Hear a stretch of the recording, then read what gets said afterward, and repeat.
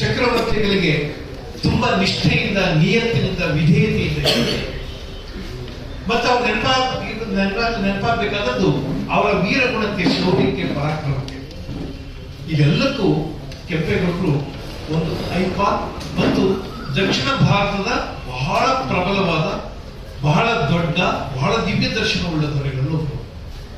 ಅದರಿಂದ ಬಂಧುಗಳೇ, ನಾಡಪ್ರಭು ಕೆಂಪೇಗೌಡ ಪ್ರತಿಷ್ಠಾನ ಏನು ಆಲೋಚನೆ ಮಾಡ್ತೀವಿ ಅಂತಂದ್ರೆ, ಸರ್ಕಾರ ಒಂದು ಮಟ್ಟದಲ್ಲಿ ಕೆಂಪೇಗೌಡ ಉತ್ಸವವನ್ನು ಮಾಡ್ತಾರೆ.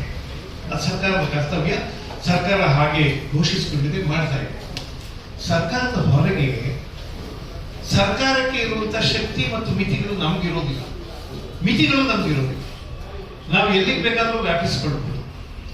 ಆ ತರಹದ ಒಂದು ಸಂಸ್ಥೆ ನಾಡಪ್ರಭು ಕೆಂಪೇಗೌಡ ಪ್ರತಿಷ್ಠಾನ ಬೇರೆ ಬೇರೆ ಬೇರೆ ಬೇರೆ ಬೇರೆ ಜಿಲ್ಲೆಗಳನ್ನು ಕೂಡ ಒಳಗೊಂಡು ಇನ್ನು ಮುಂದಿನ ದಿನಗಳಲ್ಲಿ ಇಡೀ ಕರ್ನಾಟಕವನ್ನ, ಸಾಧ್ಯ ಅಂದ್ರೆ ಇನ್ನೂ ಮುಂದಿನ ದಿನಗಳಲ್ಲಿ ಇಡೀ ದಕ್ಷಿಣ ಭಾರತವನ್ನ ಒಳಗೊಂಡು ಎಲ್ಲರಿಗೂ ಕೆಂಪೇಗೌಡ ಅನ್ನುವರು ಎಷ್ಟು ಅದ್ಭುತವಾದ ದೊರೆ ಅನ್ನುವ ಮೆಸೇಜ್ ಅನ್ನು ಕೊಡಬೇಕು, ಸಂದೇಶವನ್ನು ಕೊಡಬೇಕು.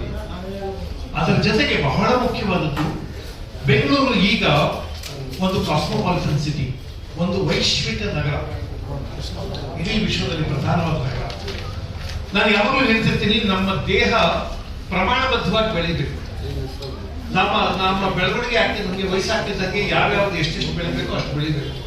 ಯಾವ್ದಾದ್ರು ಒಂದು ಅಂಗ ಜಾಸ್ತಿ ಬೆಳೆದ್ರೆ ಅದನ್ನು ಬೊಜ್ಜು ಅಂತ ಕರೀತಾರೆ. ಒಂದು ನಗರದ ವಿಷಯದಲ್ಲೂ ಅದೇ ಸತ್ಯ.